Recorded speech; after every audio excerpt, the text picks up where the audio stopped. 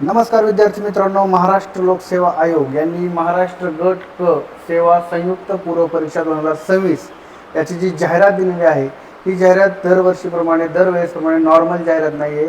का तर याच्यामध्ये आयोगाने जाहीर केलं आहे की महाराष्ट्र शासनाच्या विविध विभागांतर्गत खालील संवर्गातील एकूण 2619 पदांच्या भरतीकरिता महाराष्ट्र लोकसेवा आयोगामार्फत महाराष्ट्र गट क सेवा संयुक्त पूर्व परीक्षा 2026 दिनांक 27 सप्टेंबर 2026 पासून महाराष्ट्रातील विविध केंद्रावर, इथून पुढचा पॉईंट खूप महत्त्वाचा आहे, विविध केंद्रावर ऑनलाईन संगणक प्रणालीवर आधारित असणार आहे. म्हणजेच कॉम्प्युटर बेस्ड टेस्ट CBT पद्धतीने घेण्यात येणार आहे.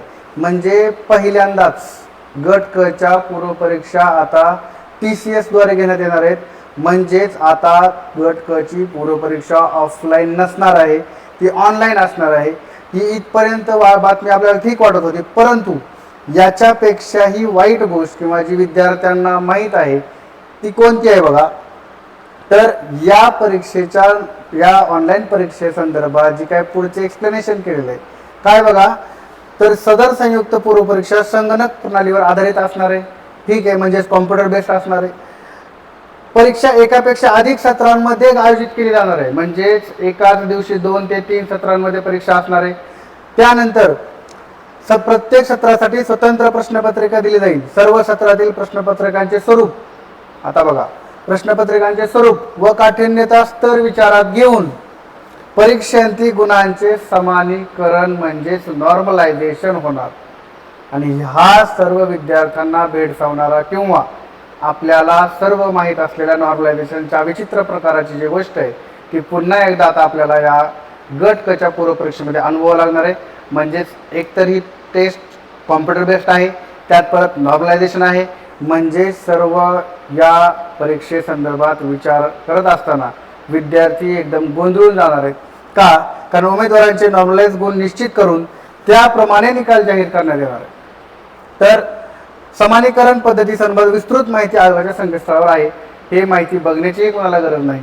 किंवा काठिण्य पातळी काय आहे, कोणत्या सत्राला किती अवघड पेपर होता, किती सोपा पेपर होता, या सर्व गोष्टींचा विचार करून नंतर त्याचं नॉर्मलायझेशन होतं. मार्क याच्यामध्ये वाढूही शकतात, कमी होऊ शकतात. आणि त्याच्यानंतर काय म्हणतात की प्रस्तुत पूर्व परीक्षेच्या सर्व सत्रातील परीक्षा पूर्ण झाल्यानंतर उत्तरपालिका प्रसिद्ध करण्यात येतील. आणि तसेच उमेदवारांनी सोडवलेल्या उत्तरपत्रिका संबंधित उमेदवाराच्या प्रोफाईलमध्ये उपलब्ध करून देण्यात येतील.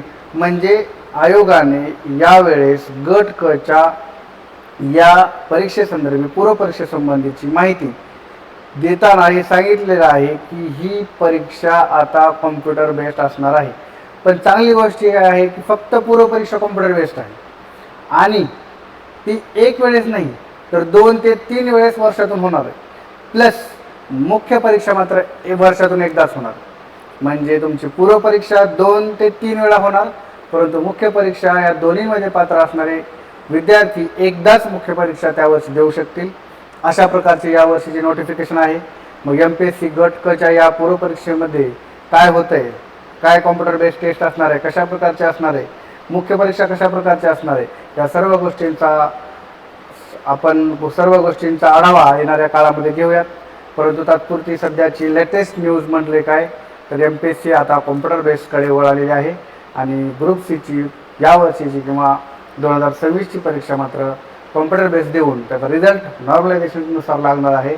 आणि मुख्य परीक्षा मात्र ऑफलाईन म्हणजेच लिखित स्वरूपात तुम्हाला सॉल्व करायची आहे. ठीक आहे, या व्हिडिओमध्ये आपण जर सांगूयात येणाऱ्या काळामध्ये काय घडामोडी घडत आहेत ते आपण नक्कीच या व्हिडिओमध्ये या चॅनलवरती पाहणार आहोत. इथंच आपण थांबतोय. थँक्यू, धन्यवाद.